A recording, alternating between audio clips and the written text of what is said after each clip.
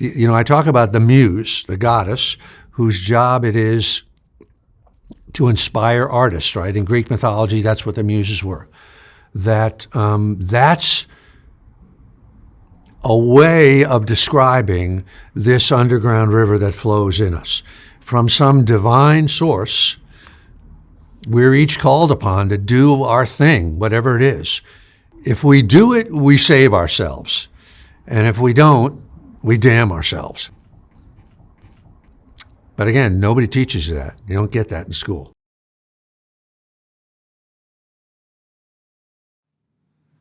What kind of preparation do you do for this? Nothing, huh? Nothing. I do very little. How do you know what to ask? I just wing it. Okay. I just wing it. All right. Sometimes I'll check, like with you, in your case. It must be working. Whatever I'm doing is working. Yeah. I've done 9,000 of these things, and sometimes I'll do a little bit of homework. Like I'll check on the books you've written just so I know. You've actually had a book that's turned into a movie, The Legend of Beggar Vance. Yeah. Is that the only book that you've done that's been turned into a movie? Yeah. Although I had a career as a screenwriter, did a few shitty movies. Did you? Yeah. You've had other careers, though, before you became an author. Yeah. Tell me about your... Are we talking now? Yeah, we're doing it. That's how this reminds me of a story. I saw, who was it? It was Norm Macdonald, and he was on, the comedian? Sure. He was on... he just passed away. Something, yeah, I know. Maybe it was Jimmy Kimmel or something like that, and he was talking about that he was in a movie about... I think it was The People versus Larry Flint. And Woody Harrelson was one of the other actors, I think. And they were sitting down together, and Woody was just kind of talking to him about, have a beer. Do you want to have a beer afterwards? And they were just talking. And suddenly here's cut. And it was like, the guy was like such a great actor, so natural. He thought that they were just talking, So it's kind of like what we're just doing right now. We're just chatting. But I am filming. Okay. So where were we? So your first novel that turned into a movie was The Legend of Beggar Vance, which a lot of people love. Yeah. But your nonfiction books that I first got turned on to when I met you, which is probably 4 or 5 years ago at Gold's Gym where we work out, include The War of Art. There's another book called Turning Pro, The Artist's Journey, which I think is the first book you gave me, maybe second book you gave me. Was it? And then there's another one called Nobody Wants to Read Your Shit, which I loved, the title. But a lot of these books are about the concept of resistance for artists, which is like an artist's struggle to release their work. Yeah, I mean... Tell me about that. Resistance, as I call it with a capital R, it's like, I always say, if you've ever bought a treadmill or an ab machine and brought it home and watched it gather dust in the attic, then you know what resistance is, right? It's that force you sign up to the gym and then you don't go to the gym, right? Or you say, I'm a writer, but I never write. I'm a musician, but I never actually, play or compose or do anything like that. There's a negative force in our heads that fear, whatever you want to call it, self-doubt, distraction, whatever you want to call it, that stops us from doing the things that we know that our soul needs to do, right? What we're called to do. Like what you're called to do with this series of things, right? Mm-hmm. And so it seems to me that more people, we can swear on this thing, right? Absolutely. More people are fucked up emotionally and every other way because their own resistance defeats them. And for me, as a writer, mine was defeating me for years and years. And when I finally sort of gave it a name, I call it resistance because, like, if we were sitting in front of a keyboard right now, I would feel radiating off that keyboard a kind of a negative energy, like trying to keep me away, right? Distract me, let's go to the beach, let's go get laid, whatever you want to say, right? Instead of actually sitting down and doing it. So that force, I think, screws up more people's lives than anything I can think of. That's really what my channel is about, is that force that is blocking us from becoming who we really could and should be. Yeah. So tell me something. How is your channel about that, Mark? Well, I realized early on, I've always suspected it, but I wanted to explore how we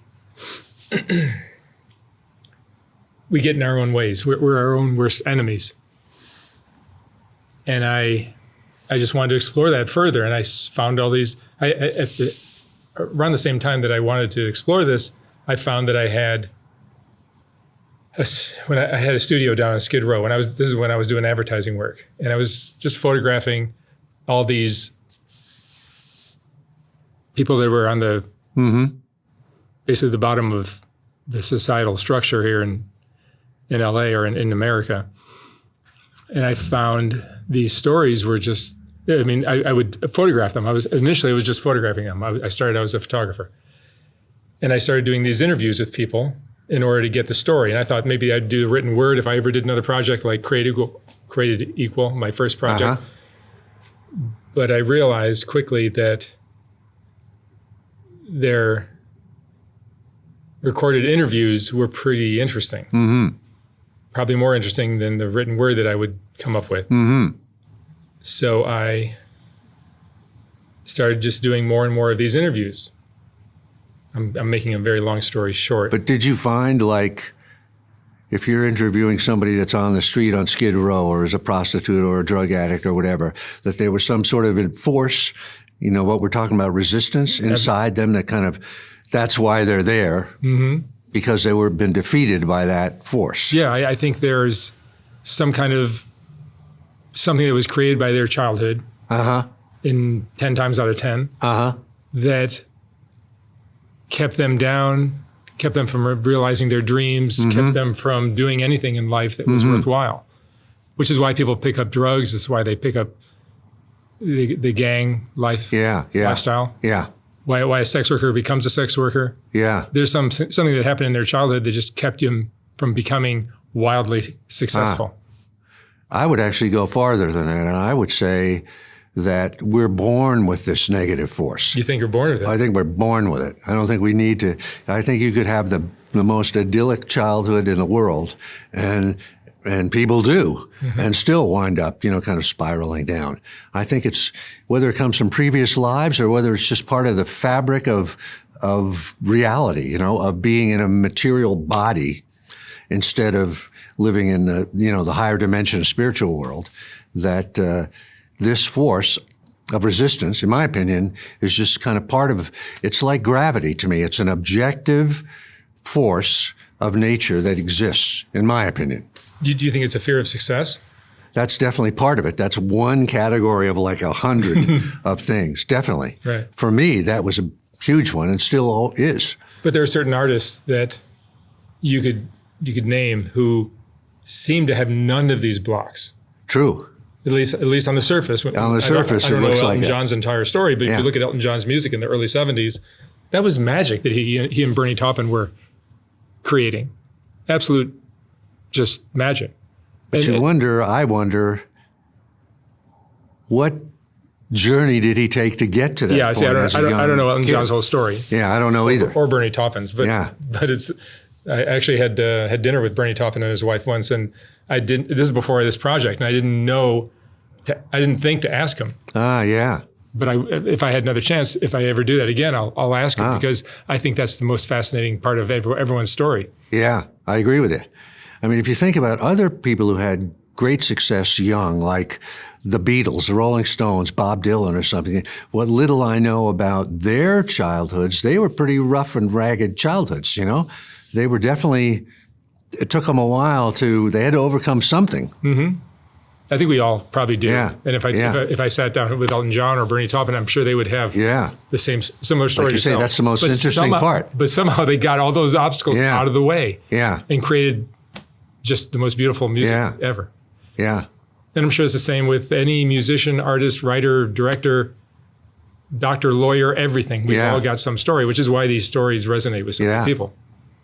So, what of all your books? You've written how many books? Like close to 20 something. Yeah.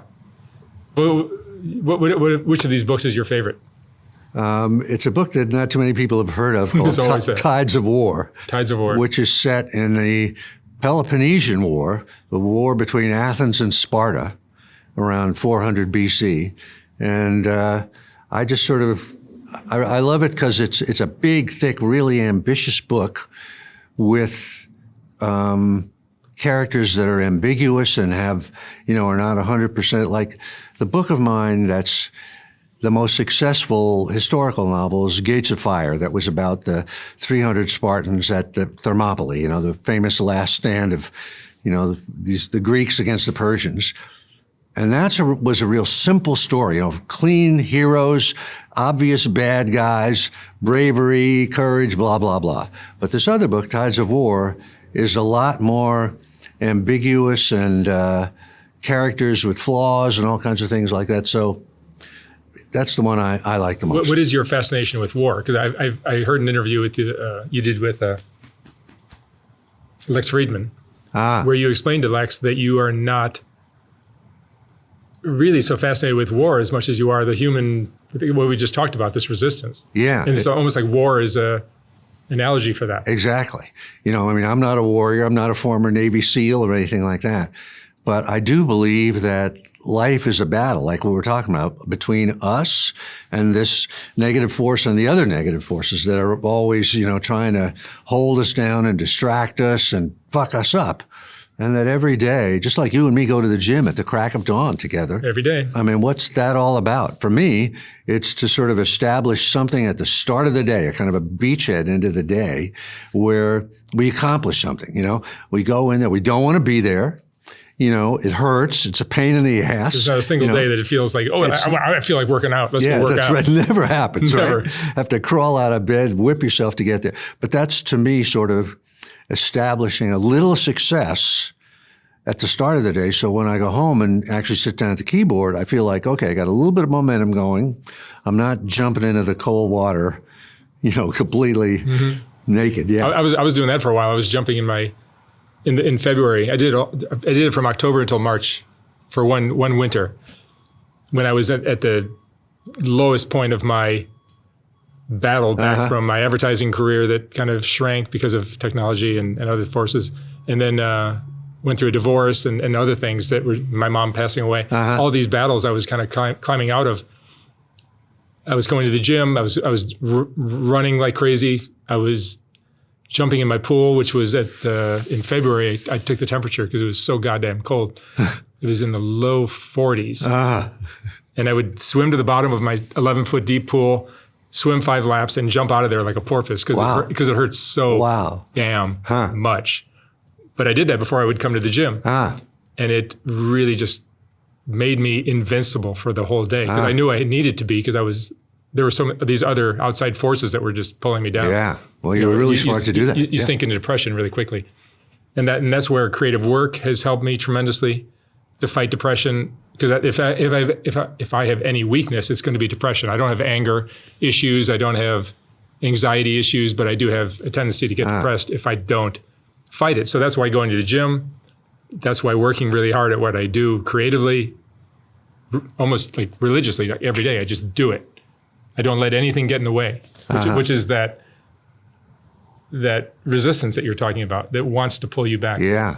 I'm exactly the same way. If I didn't do that every day, I'd be in big trouble. I found it in my own life just as a way of like warding off depression, warding off that terrible feeling at the end of the day when you've just fucked the day away and you're starting to but yet if you do your work, you're okay. You can. I feel like at the end of the day, I've earned my place on the planet. I hear a lot of people say, you always hear this thing about, you don't have to actually do, you just have to be, we're all perfect beings, but that's not my experience at all. That's bullshit. I feel like I got to earn my place. And even if you look at the natural world and you look at like hawks that are circling, they got to hunt, right? They've got to do, even a plant has got to, put out its roots and take in the water and do what it does. And we're not any different, I don't think. Life is a struggle. It is. Speaking of struggles, you lost your home. Yeah. In the Palisades fire. Yeah. Roughly a month ago. Yeah. Tell me about that. Well, it's This won't take long. This will be a quick talk. We should address it because I get shit from other Palisadians. I don't mind like, talking about it. Why did you not talk about it on your channel? Because you live there. You know, I lived in this house for 31 years. And like you know, Mark, every 3 or 4 years, there's a blaze that comes through, right? And a lot of times you're watching it over the next ridge line, you know, and then the wind shifts and you're okay, right? And I've been evacuated, I don't know how many times, you know, 5, 6, 7 times. And you always, you know, it always is a false alarm. You come back, your house is there. Like one time, my deck burned and the whole hill I lived on, 38 houses burned, but mine didn't, you know? But you're always thinking about it, right? Every year when the winds come and the fires come, it's like, holy shit, is this the year? And this time it was when Diana and I evacuated, whenever it was, January 8th or something. Something like that, yeah. We didn't even take that much stuff. We thought, because we had been evacuated like 2 weeks earlier for a few days, for another fire, the Franklin fire. And we thought, oh, we'll be back. And then, you know, we got the news that we weren't going back. So it's a motherfucker, that's for sure. It's no fun at all. It's probably, talk about adversity. This is a real thing where you really have to, it's a tester. Like, and I'm working every day, writing every day on a new book. And that's kind of what's holding me together, to be able to do that every day. You didn't lose anything that you were creatively working on? I didn't, God bless, you know. I had it in the cloud or wherever it was. So, yeah. Good for you. So that was okay. But I'm a believer. I have a sort of a thing of that there's outer weather and there's inner weather. And the outer weather is your house burning down or you get a divorce or whatever it is like that. But the inner weather is whatever project you're working on, like what you will work on every day. And that inner weather doesn't know anything about the outer weather. And it's got a life of its own, right? And it's sort of, it wants to be born. It wants to be brought into being in the material world. And you and I, as artists, that's our job to do it, right? And, you know, I think of it like an underground river that's flowing through us. And as long as we're true to that, that's a source of strength and grounding. And in many ways, I think it's our real life. I think the life we're living out here, you know, it's fun, but I don't think that's our real life. Our real life is that inner life. I think I learned in my late 20s, maybe mid-20s, probably even teens, that my creative projects are what always keep me mentally healthy. It's a form of therapy, really. Yeah. And I don't even know if it's therapy. If you believe that we're spiritual beings having a material experience, then that's our spiritual existence, right? And I think we're born, certainly look at your work. You really have been, this is a calling for you, right? You're doing something, nobody else is doing this, that's doing the same thing you're doing, right? Right. You really are in a slot all of your own, right? Yeah. And it's a really positive thing that's great that you're doing it. So, in my opinion, that's your spiritual being, you know, demanding to do its thing. You know, that's the river that's flowing inside you. Yeah, I just find it very, very stabilizing. Yeah. To create work that I'm compelled to create. And other people seem to. It's great when they respond, right? And it's another real test when they don't respond too. Oh yeah, because the river's still flowing. And we still got to do it. Yeah. Yeah, that's hard. That's hard. So you are going to rebuild your house? Yeah. Maybe crazy, you know. Well, you and I had a talk at the gym the other day. Are these winds going to keep? No, the fires will come back again. That'll happen again. But you have chosen to rebuild in this, and I would do the same thing. I sold my house in the Palisades 6 months ago, and I just found that it did not burn down. Right. Which I was really happy. We were talking about. I was really happy to see that. And my neighbors' houses didn't burn down. I was just like really delighted to see that this. I loved that property. I loved it. Like. It was like, I thought I was going to be buried there. So I was very happy to see that it didn't burn down, but I would have been on top of that roof with a hose or a pump pulling water out of the big pool to protect that house if I still owned it. So I was really happy to see it didn't. But you've chosen to rebuild, and you and I were talking the other day at the gym, like, are you fucking crazy? Like, you know, you're not a 20-year-old man anymore. You're not. You know, you could easily just make perfect sense to buy a place in Santa Monica and live a peaceful life and not have this stress again. Well, part of me thought that, because it does make sense to do that. Mm-hmm. But this place where I lived is really special to me. I mean, I've read every book that I've written there. It's not just a house, it's a place where it's in a kind of a bowl that faces the ocean, and you really feel like there's energy coming out of that stuff. So, they'll take me out. If it burns down again, then I will go to plan B, but not this time. The reason I bring this up is because I think as an artist or as even a human, especially as an artist, I guess, you are attracted to risk, I guess. Yeah, you said that at the gym, yeah. Yeah, and I can relate to this because that property that I built on, it's right in the flood zone. There's a creek runs through the backyard, and when it rains heavily, it's not a creek, it's a raging. Yeah, it's very dangerous. It's flooded before. In 1961, the whole neighborhood flooded. Yeah, and I knew that when I paid for it, and I would build I would move there again tomorrow because I like that risk in my relationships, in my work projects, in the place I choose to live, all the most important decisions in my life. Risk is an important component. No, I don't know if I agree with that, Mark, at least in terms of my experience with where I live. Because when I moved in there, I thought it was just a beautiful place. I had no idea. Ocean view. They make you sign a thing when you move into Malibu that says, I am aware that this is a highly unstable zone, subject of earth slides, mudslides, fire. And I thought, yeah, bullshit, let me sign this thing. And then like 5 months later was the 93 fire that wiped out our hillside. So that was the first time I realized it was risk. I didn't really think about that. I think there's creative risk that I'm drawn to, but I didn't really know there was risk. If I had known it, I might have made a different decision. There's risk where you're going to rebuild. Sure. I'm just telling you, it's going to happen. But I just find it as an artist, it's interesting you have this journey, and sometimes the thing, like to me, losing that house is one of the worst things that ever happened to me. And now, a month later, I say it's one of the best things that ever happened. Yeah. Because I sold it 6 months ago. Yeah. If I still had it, it would have been. Yeah. Yeah. Life is interesting. Yeah. But I do think that the self-destructive force that we all encounter is such a powerful force for all humans. We all seem to just not be able to realize our potential because of some self-destructive force. And sometimes it takes its shape as alcoholism or drug addiction or poor career choices. And that's what my videos try to explore. Do you find that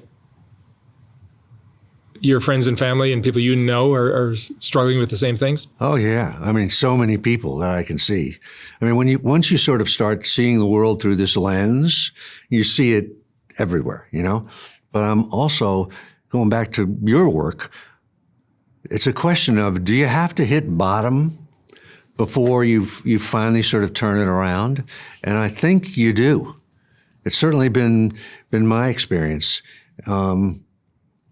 that the force of resistance is so strong and so diabolical, so deceptive, so, it's so easy. Like, I could talk about addiction, a lot, not as my own experience, but my own theory about it, that I'd love to hear you do sort of need to hit bottom, I think, and really say, if I keep doing this one more day, I'm going to be dead or in jail or, might lose my family or whatever, to make that choice to sort of turn it around and start plunging into the cold pool at 5 o'clock in the morning or whatever it is. When I did that, I recognized that, okay, so I'm getting a divorce, and then I was in my 50s.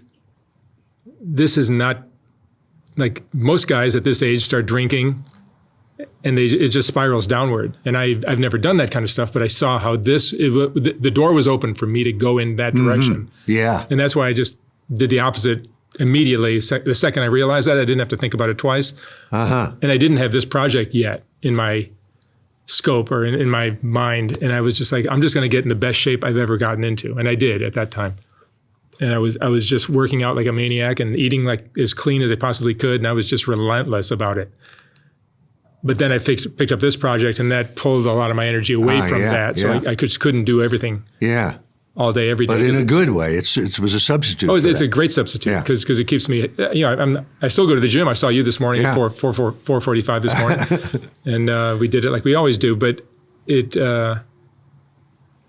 these creative projects are so stabilizing and so good for me. They've been good for me my whole life. I always recognize that, and I tell my daughters this, the best gift you've been given is that you're creative. Yes. And if you can feed that, it'll reward you. Yeah. And I think we are all creative, I do too. Here's lawyers, my doctors, addiction plumbers, theory, housewives, they're all creative. for whatever this is worth. And I have to say, like, I'm not a doctor and I don't know anything, and I've never been an addict of any type of kind. But it seems to me that if we have a creative work inside us, a book, a podcast, anything at all, right? That's creative, that we're not doing, right? That our resistance is stopping us from doing. That energy doesn't go away. Instead, it goes into another channel. And I think that people's, the lives of an addict are on the surface really fascinating and interesting. The lies they tell, the self-exoneration, the self-exculpation, what they have to go to get whatever it is that they need, right? And what I think that is like a shadow drama. Like if you're a novelist and you sort of yield to that kind of world, your life as an addict becomes like a shadow novel. The novel you should have been writing, the movie you should have been making, whatever it is, now becomes this drama in your life, right? The kids leave you, your wife shoots you, you wind up in jail, and it's like, that's the book you should have been writing. Not specifically that, but the same creativity. So it's like, to me, it seems like if you're going to kick an addiction, it needs to be replaced with something positive. And it almost always, in my opinion, is something creative. Music, whatever it is, something that is inside you. And again, I'm a believer that, like your work, Mark, is unique to you, right? Mm-hmm. Nobody else is doing that. Nobody else could do that. Bob Dylan's songs, nobody else writes like him. They've copied him, but nobody else writes like him. I'm a believer that we all, housewives, you name it, right? Yep. Have that one unique thing. That's who we really are. And resistance is trying to stop us from being that. And if that's its marching orders, stop this motherfucker from finding out who he or she really is and doing her thing. That's the whole job of resistance. What is resistance? Is it the devil? Is it what is it? It acts like the devil. Yeah, I mean, sure I have a long theory I can tell you. I'd love it. I'd love it. Okay, now this is kind of long and you have to hang with us a little bit. We got time. If we think of the psyche, the human psyche, as like a big circle called the self with a capital S, the Jungian self, meaning it contains dreams, intuitions, the collective unconscious, all of those archetypes, the greater self that is connected to the divine on some level. In the middle of that thing is this little thing called the ego. And the ego is, right, whatever we think of as I, right? And the ego is usually rational, or tries to be rational. It's selfish, it's fearful, it's corrupt, it believes in power as opposed to love.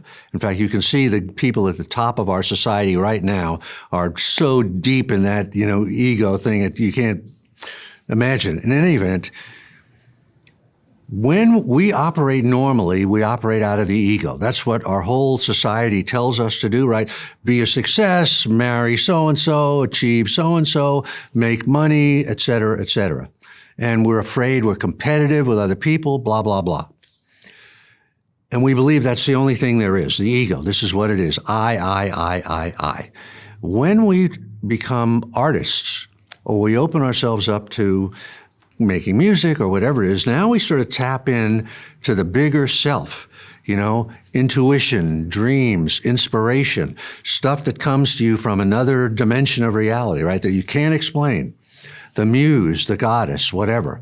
When we start to move into change kind of the seat of our identity from the ego, the little ego, to this big self, which we have to do if we're going to be inspired, if we're going to have, where does Bob Dylan's songs come from? They come from this big self, right?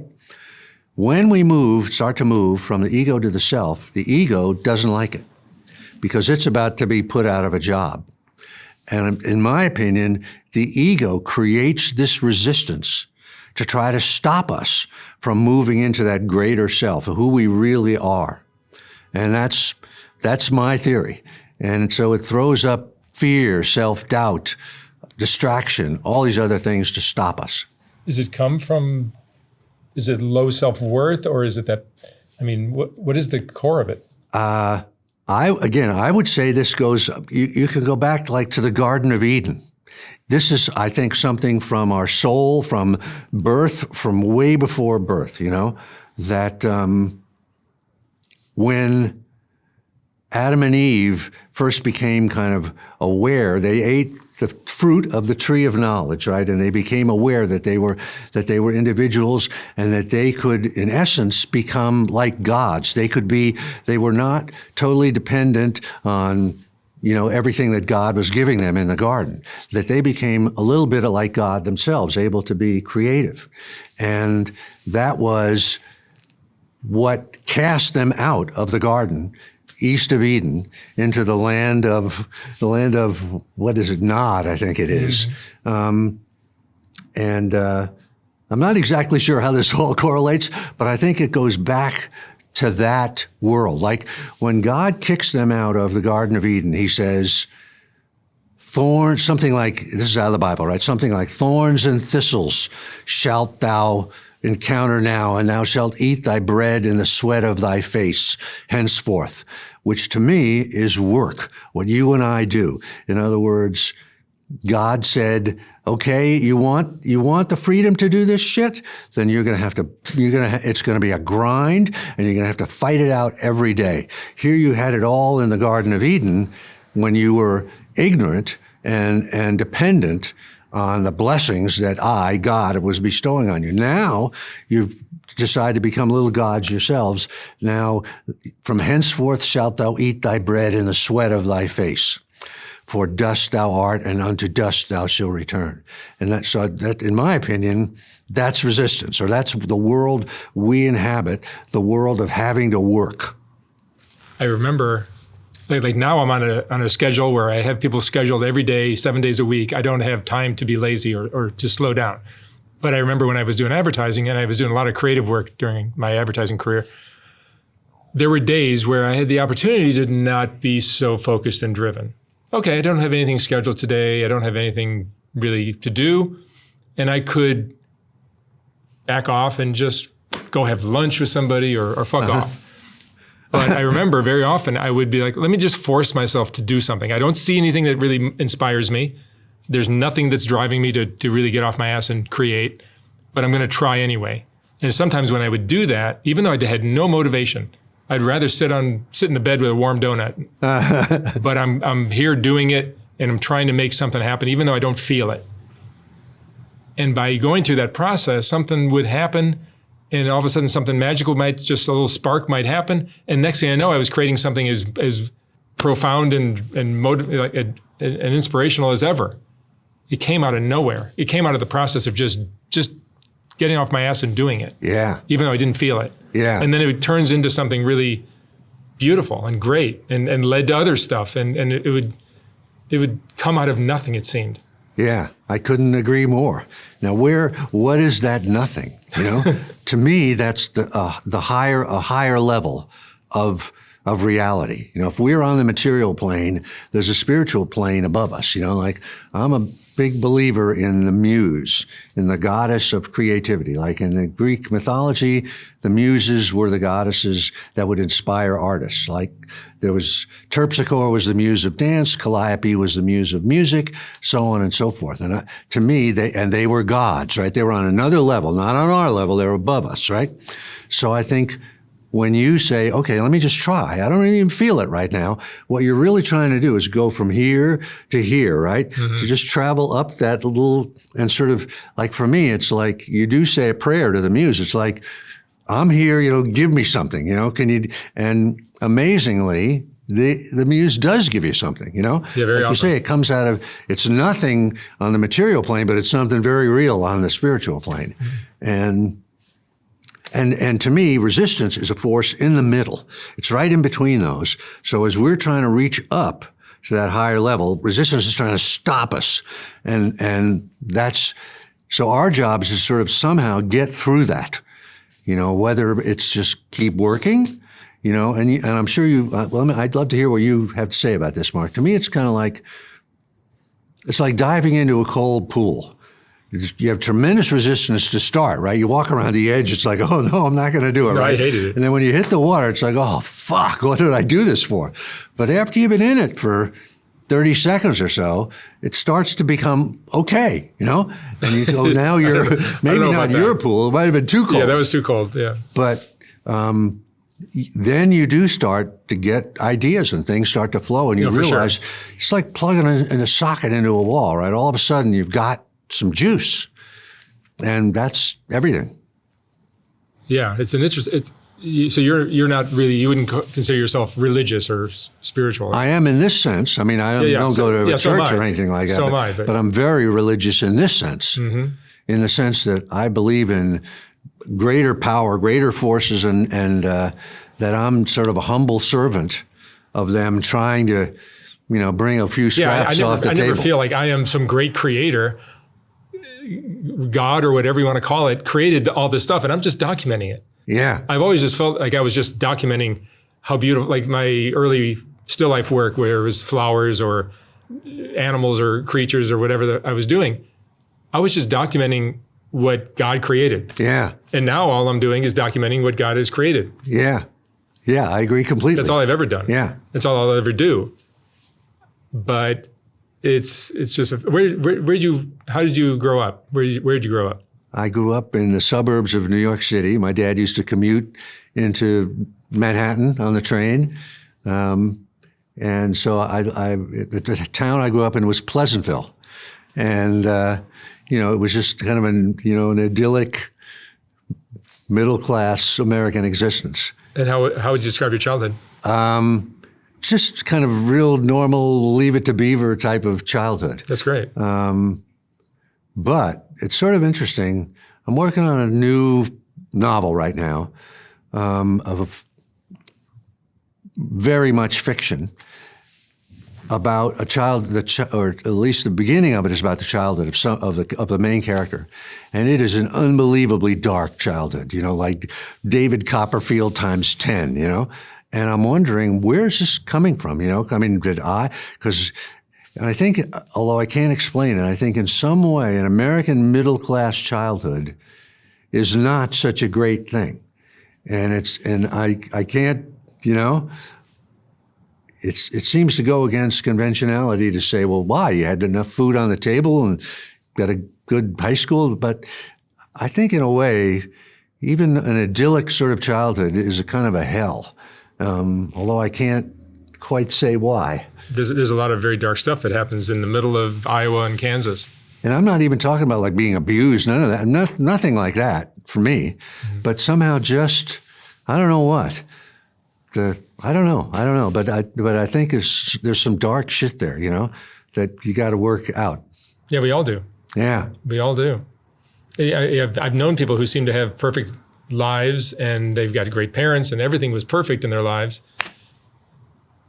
And they're dreadfully boring. Yeah. They're just boring people. Or they're going through their own hell that you wonder, where did this come from? Or they're you know? they're not in touch with it, so that makes Yeah. it boring Yeah. because they're living in superficial level. Interesting. And then so you went to school? Yeah, I went to just regular college, you know. That's as far as I went. And I worked in advertising, actually. That was just like you. I worked in ad agencies in New York City when I first started. Oh, you did? Yeah. Doing what? I was a copywriter. Oh, you were? Yeah. So that's where your writing skills came. Well, you know, I was like a junior copywriter at a place called Benton and Bowles. I remember them. And I had a boss named Ed Hannibal, and who I really admired. And he came in one day and he said, you know, I've written a novel and it just got published and it's a hit. And it was a hit. And he quit. And I thought, well, fuck, why don't I do that? You know, I was about 22 or something like that.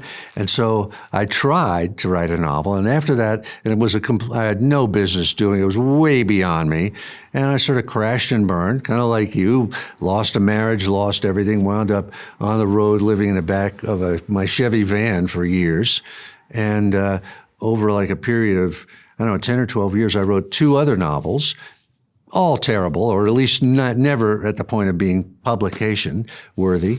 And that was when I sort of started on the road of trying to write, that was my calling, even though I had no success, not even a glimmer of it. But I did have, just like we were talking about, once you tap into that and you feel that electric socket going, I did say, this is the only thing I can do that makes me feel okay at the end of the day. Really? That I can lie down, put my head on the pillow and go to sleep. So I knew I had to do that. And then it just took me a long, long time. Like we were talking before, I was 52 before my first book got published. So I was just kind of struggling and trying for all that time. That's very late in your life too. Yeah, yeah. But it's never too late, really. No, it isn't. 52 seems young now. You can start writing now. Yeah, yeah. Yeah, I mean, I started this project at 59. Yeah. And it's been the most fun I've ever had and, Yeah. and probably the most lucrative thing I'll ever do, probably. Which, if anybody's listening to this, and I guess a lot of people are, they take courage from that, you know? It's never too late. It really isn't. No, I mean, I could start this in my 60s or 70s, 80s even, and still make it just as fun and exciting as it is. Yeah. And it's keeping you young. I mean, you look like you're 43 years old. It keeps me young, yeah. Yeah, I it mean, does keep you young. TR's workouts, like too. Frank Gehry, you know, whatever he is now, 90, whatever he is, and still banging away. Yeah. We're seeing working out with TR every morning doesn't hurt either. Yeah, that keeps you young, too. Yes, it does. we wake up way too early. Four, yeah, really, it's crazy. You got to be at the gym at 4:30, 4:45. That's hard every day. When you wrote a book and it turned into a movie, a screenplay, what was that experience like when they interpret your work in ways that you don't have any control over? Well, I'll back up a little bit here. Like, people sometimes ask me, you know, how did you keep going for all those years, you know, and da-da-da-da. And part of it was I came out to L.A. in 1980. How old was I? My late 30s. After one of my third novel got nowhere at all, and I was already basically wondering whether I should blow my brains out or hang myself. And I had a cat, and I didn't want to disappoint my cat. So I had the idea, why don't I go to Hollywood? I've never written for the movies. Let me try to do that. You know, I failed as a novelist. Let me go fail as a screenwriter. So I came out here, and for about, I think I wrote, like for 4 years, I kept writing. I wrote 9 screenplays. Each one took me like 6 months. None of them sold. None of them got anywhere. But I did have an agent, and my agent said to me, sat me down one day, and he said, what if I teamed you up with an older established writer, and you'll be like the junior partner, but you'll at least be working. Right? It was another client of his who was had a couple of big hits, and so I did that. So one of the way that was like I had about a 10-year career in the movies, and that was a great that was what sort of kept me going. Because now all of a sudden I'm writing, but I'm actually making money. Not a lot of money, but I can pay the rent, you know? And I'm learning too, because it's a great education, right? You're bringing your shit in, people dump all, whatever it is. So I had the experience before Bagger Vance got made of screenplays that I had written or co-written becoming movies. And it's always a deflating experience, you know? I can remember going to one where when I walked out of the premiere, I asked myself, how much creative satisfaction did you get out of this? And I said, 0. Even though it was, you know, a movie that got made. That's a big deal, right? But you know what happens, of course, in the movie world, a movie or a Netflix thing is a director's medium. If you're the writer, first thing they do is fire you. So literally, which happened on Bagger Vance, and it becomes somebody else's project. So when you see it, it's like, what the fuck is that? I thought, this was about this, and now it's about that. And I thought that these moments were going to be what the audience would respond to, and they're all gone, or they've been turned on their head. So it's a very frustrating experience, which is why writing novels is much more satisfactory, because nobody can fire you, and whatever words you write actually appear on the page and are in the book. Yeah, it's nice having that freedom to do whatever. You can write whatever you want to write about. Yeah. Like when I did advertising, I was always doing things for a client. Yeah, right. That's even worse, right? They were telling me how to do it and what the background should be or whatever should be. And they know better than you, right?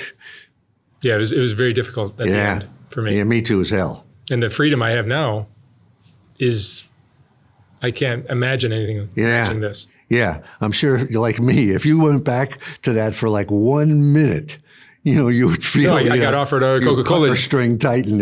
I got offered a Coca-Cola job last week, and I just said, I can't even entertain the idea of doing it. Yeah, I know just what you mean. I know what would happen after 6 hours of that. I would lose my mind. Yeah, yeah. It's one of the things that I always told myself when I was working in advertising, and you'd come up with something great for a client and then they would totally destroy it. I said, if I'm ever in the position of being a client, like if I'm doing a kitchen remodel and I'm the client to the architect, and now, of course, we're rebuilding a house, we hope, I would say, just let them do their thing, They're the pros from Dover, maybe touch here and there, a little direction you might give them, but let them do their thing, pick somebody great and let them do it. Yeah. I mean, I remember when I did advertising, I was very well respected and I won a lot of awards and all that. And every once in a while I would get a client who would say, we want what you think is cool. Just do whatever you think is cool. So they're giving me the freedom to decide. How great that was. And that was rare, but it was wonderful. And when that happened, I gave 150%. Yeah. I wanted to make sure they were just ecstatic about what I produced. And did it work most of the time? All the time. All the time. But what usually happens 90% of the time is the client is telling you how to do it, how they want it done. You show them something and they still change it. And it just takes the heart and soul out. And that's the motivation out of it. Yeah. For the creative person. Yeah. Yeah. I mean, the difference is, not to get into this too deep here, but. No, we can go deep. Every client, that, and I include myself in these things, they're in love with their product, whatever it is. They think, preparation H, this is great, man. It really shrinks those hemorrhoids, right? But you and I that have to maybe do the ad or whatever it is, we know this is bullshit. Nobody gives a fuck. It's like the book that you quoted of mine, Nobody Wants to Read Your Shit. That's what that book was about, was the fact that we know you got to make something great to get because nobody wants to hear what you have to say. And even if it's, your own pure creative work, you're going up against indifference, distraction, everybody's busy. So it's got to be fucking great, to break through that stuff. Yeah, I think when you're, especially in a creative field, but really any field, you're trying to convince the industry that you're in that you are legitimate. Yeah. And that what you have to say is interesting, is worth paying attention to. Exactly. And it's like that's a magic moment when you have the motivation and fire under your ass to do something great. Yeah. Once you're successful, then it becomes a whole nother challenge. Yeah. Of finding a new motivation. Yeah. When I was young, I remember trying to make my career in advertising, make a name for myself. I was always using the motivation of my dad telling me I was going to be never going to amount to anything. And I wanted to prove him wrong. And sure enough, I did. And it was a great motivator. Yeah. And then once I became successful, like now what motivates Yeah, right. Yeah. Well, what does motivate you now? To make a difference in the world and to really help somebody or help society in a way, which I think I'm slowly starting to do. Yeah, I think people are I think people are a lot more aware of how these problems come about, how important it is to be a great parent. That's probably the number one thing that I think I'm making a difference on. It's like, a lot of people are just like, they didn't realize how incredibly important it is to be a great dad or be a great mom, and to raise kids that really love themselves. Because that's what this society is missing. Every single one of these stories that I tell that are just train wrecks, they start with a broken child who doesn't believe in themselves. Yeah. Super important. Yeah. What was your relationship like with your dad? Good, but distant.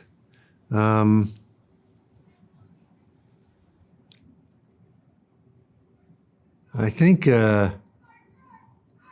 my dad was from the old school. He was from the greatest generation, World War II generation, and the ethic of that generation that I've imbibed too is you don't ask for help, particularly if you're a man. You're responsible for raising the family. No matter how hard it is, you just suck it up and do it. You protect your kids at all costs from any harsh reality, that kind of thing. And so, I wish my dad had asked me for help more, but he wanted to protect me and my younger brother. And so there was a certain distance that I think is typical of that generation, my generation, the boomer generation, and the greatest generation before us.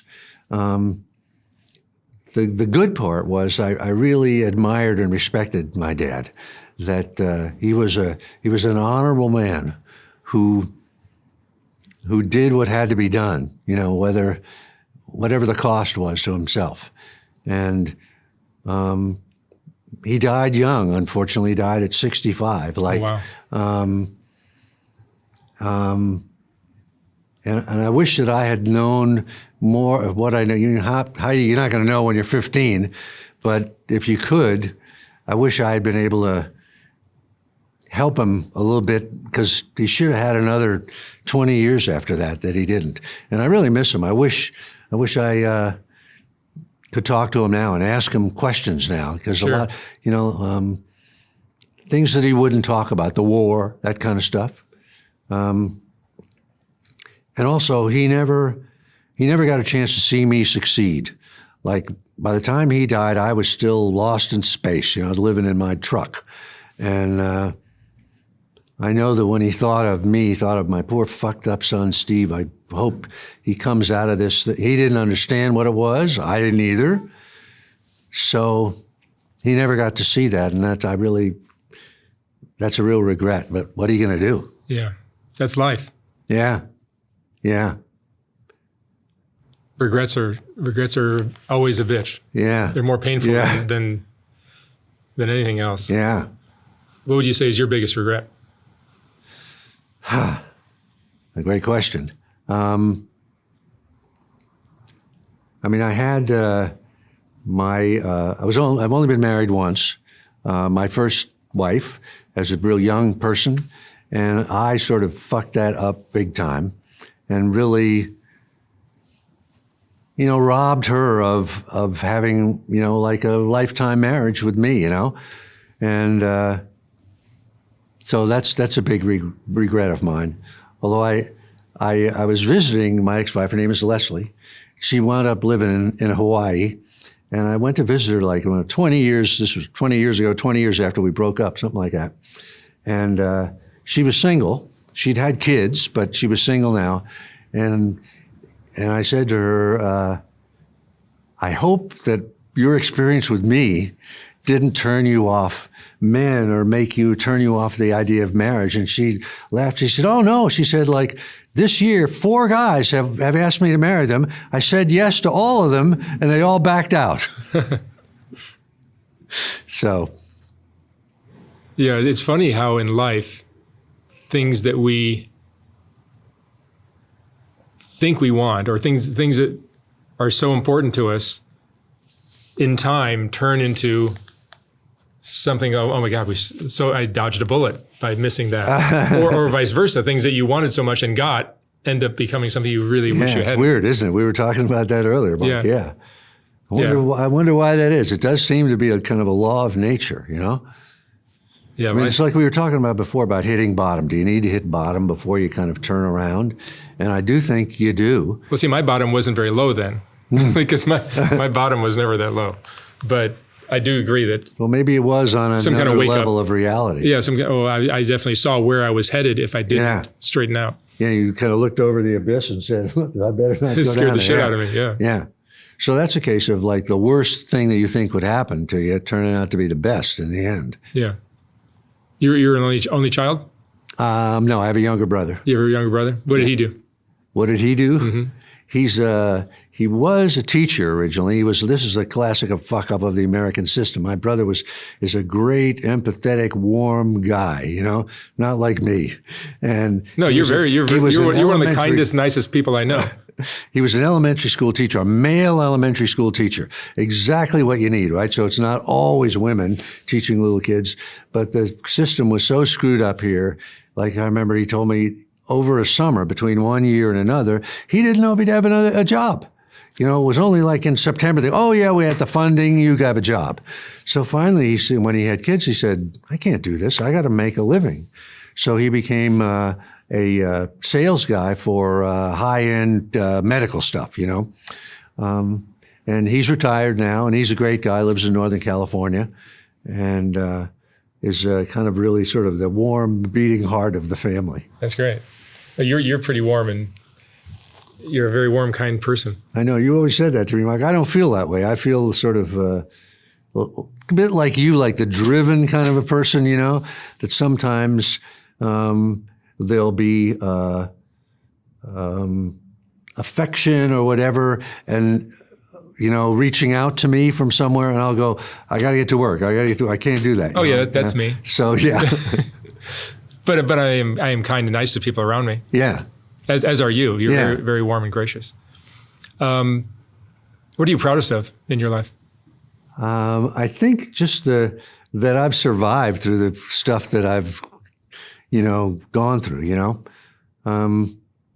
Like I think about, you know, I worked a lot of odd jobs, and, you know, I worked in the oil fields. I drove trucks. I did things like that when I was before advertising? Yeah, no, after advertising. Really? Yeah. Between that and coming out here to L.A. Wow. And, you know, I was just thinking, and at one point I'd say this was like the second novel that I completed. I'd saved $2,700 that I thought I could live for 2 years on this. And I moved to Carmel Valley, California, from New York, and had a little house for like $100 a month. And I was just all alone and had never finished a novel, you know. And I had my old manual typewriter. And just recently, I sort of flashed back to that and sort of had a vision of myself as whatever I was, 31 years old or something like that. Just going to work every day by myself, nobody giving me no feedback, nothing, you know, right? No hope, just doing it because, you know, I had to.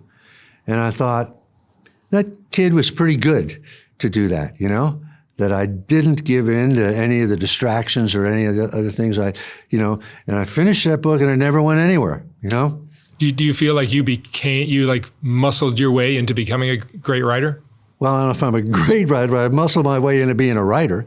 You know, for years, I think a lot of people who try to be writers or musicians, they can't, and this is true of me too, can't say that out loud. Like if somebody said, "Are you a writer?" They say, "I can't say that. I haven't," But I feel like after all the millions of words that I put on paper, I finally could say to myself, I am a fucking writer, Maybe I haven't been published yet. Maybe I'm not worth a shit, but God damn it, I am this thing, And I'm proud of that. You weren't born with some magical talent that... Fuck no. I really feel like, for me at least, I don't know how you feel, Mark, it's hard work. That's all it was, It's a combination. And a gift from heaven, Yeah. You need the talent, you need the hard work, you need it all. The world is so competitive now. Yeah. But even just to get to your own gift, whatever it is, even if it's not, at the Shakespeare level or whatever, just to get to it is so hard, you know? And it's important to do things that you love to do. Yeah. Not trying to do things that other people might like. Yeah. Like Rick Rubin always says, you should have him. Have you had him on here? I have not. He'd be great. He'd be great. Yeah. I think I'd have to go to him, but that's fine. That's okay. If his house survived, which I think it did. Yeah.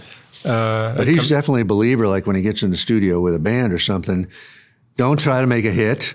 Don't try to write for the audience. Just do what you love. And just like you said, Mark, hopefully the stuff we love, when it gets out into the world, people go, oh, that's pretty cool. Well, as an artist, I tell my daughter, I tell other artists this, as an artist, you are teaching the audience what is cool. Yeah, I agree completely. You're not doing what they think, what they want, or what they think. I don't give a fuck what the audience wants. People tell me, oh, you should do this, you should do that. Good for you. I don't care. Yeah. If I think doing pimp interviews are interesting, that's what I'll do. If I think a drug addict or a mentally ill person is something worth talking to, that's what I'll do. I just follow what I think is cool. Yeah. And it's my job as an artist to teach people what is worth watching. And I take my hat off to you, Mark. I mean, that takes guts. Well, it takes a thick skin, or it takes a mindset that doesn't give a fuck what anyone else thinks. Yeah. And I've always had that as an artist, not as a person, but as an artist, I've always had that. Like I remember when I was 14 years old, I never listened to what people would think of my work. I know what my work is, and I know what it's going to be. I don't need you to tell me what it is. Was it photography back then? It was photography. I started photography when I was like 14, and I just remember I knew in my head what my portraits should look like, and that's what they still do to this day. And that was it. That was it. Well, you were lucky to get it so really young. Lucky, yeah. And Irving Penn and Richard Avedon, two greatest photographers in the world, could come to my studio door and say, we don't like the way you light, we don't like the way you compose, we don't like what you're shooting, we don't like all this stuff. I'm like, well, come on in, have a cup of coffee. I don't give a fuck what you guys think. But I love your work, and I never listen to anybody's opinions. And it helps. In social media, now that I'm playing in this world of social media, that's very helpful. Yeah. Because there's lots of people giving their opinions on what I'm doing or what I'm not doing. Yeah. I don't give a fuck. Yeah. It's like Mark Manson's book, The Subtle Art of Not Giving a Fuck. That's what he's talking about. Yeah. I don't have it in all aspects of my life, but I do have it in my work. So that's very helpful. Because in social media, you're going to get crucified. Yeah. I mean, I find that whenever I had a project that I thought, oh, this is commercial, this was really going to go over. It's going to kill totally bombs, And when the ones that I thought nobody's going to care about this at all except me, those are the ones that somehow struck a chord, Yeah. I've noticed this with the people who come to me for interviews. When people come to me and say, I got the greatest story ever, I'm the baddest guy that ever existed, this is going to blow up the internet, this is going to go viral, I know right then and there I'm not interested. Yeah. But when I find somebody who's really shy and doesn't really want to talk about themselves and they're really reluctant to tell their story, those are the ones that are gold. And it never failed. It's really interesting. Yeah. Steve, let me ask you one last question. What would you say is the most important lesson you've learned in 81 years? I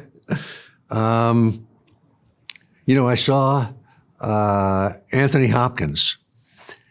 They asked him this on some sort of whatever it was. And he said, believe, believe, believe, believe, And, being an actor, whatever you got to do. But I do think just trusting into, like what you just said, that you don't give a fuck what other people think. Believing in yourself. Believe in yourself, and it's so hard to do. I mean, I'm struggling with it always, And even on an individual project, like I find almost always when I start a new book, I'm racked with self-doubt, which I call, it's a form of resistance, right? But that's healthy sometimes. It is healthy. In fact, I say to myself, if I don't have self-doubt, something's wrong. You're scared of failing. Yeah. But really, I think it's the force of resistance is hitting you with self-doubt to make you quit, right? So you have to counter that with excellence, belief, or just, I don't give a shit, I love this, or I have an instinct about this project. I'm going to go forward. I don't care. And that's, so that's really kind of a belief in nothing, because you really have nothing that you can put your finger on, no, right? but that experience, especially when I was younger in my advertising career as a photographer, I was afraid of failing. And that's a serious fear you have. Yeah. So what that motivates you to do is do something that is so impeccably excellent, just perfectly excellent in every way. Mm-hmm. No matter who's looking at it, they're going to see like, that's fucking awesome. Uh-huh. And if you aim for that, it kind of ensures success eventually. And I always found fear of failure to be a great motivator. Fear of success is a whole nother. That's another story. But I think belief too, it's like, let's say in a novel or where you're writing a story and you come to a scene or scene after scene after scene where you think the voice in your head says, well, Scorsese wouldn't do it this way. This is kind of a fucked up scene, You have to believe in it, and put it down that way, and then move on. And so it's a series of tests of your belief in, not just in yourself, I don't think, but in the process and what the muse is giving you. If it's conventional, something's wrong, But when it's not conventional, it's scary because it's like, is this any good? I don't see an antecedent to this, But anyway, belief, I guess, would be for me. Yeah, no, that's a great lesson. Certain people you click with. Yeah. Absolutely. Rick Rubin, you did really well with. Yeah. There's one guy. Like Rich Roll is another one. Yeah. Everyone's got a different style of communicating. Yeah. Yeah, I see that because I interview such a wide range of humans that I some people I click with, and other people I've got nothing that I know connect with them. I think we click pretty good. Yeah, very well. No, you and I are very similar, I think. Yeah. I think we. I'm not a psychologist, but it's like there's something about the way you operate and interact with other people is very similar to mine. Like you're one of the kindest, nicest people I've met, and I think that's a really great way to go through life. Because otherwise, thank you for saying that. I appreciate that. Yeah. It's like a lot of people carry a lot of anger. I don't feel like you have an angry bone in your body. I do. You do. Do you find that anger is a tool that you use for your creativity?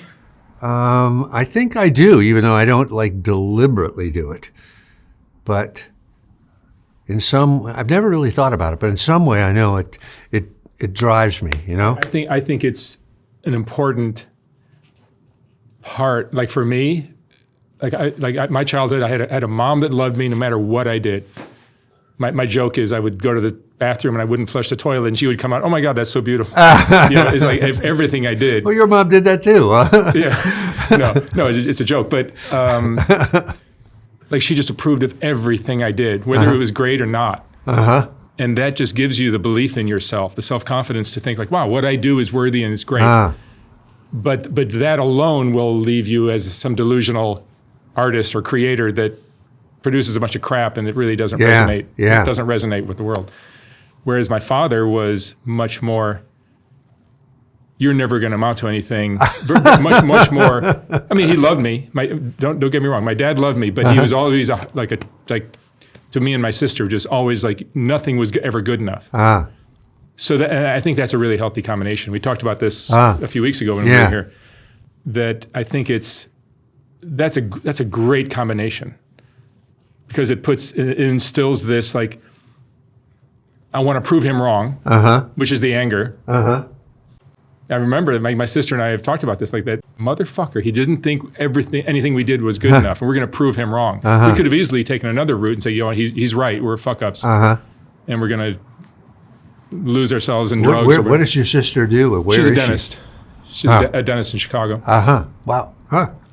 Super smart, super intelligent, really competent, and probably the smartest person I know. Huh. Really wise, really level-headed.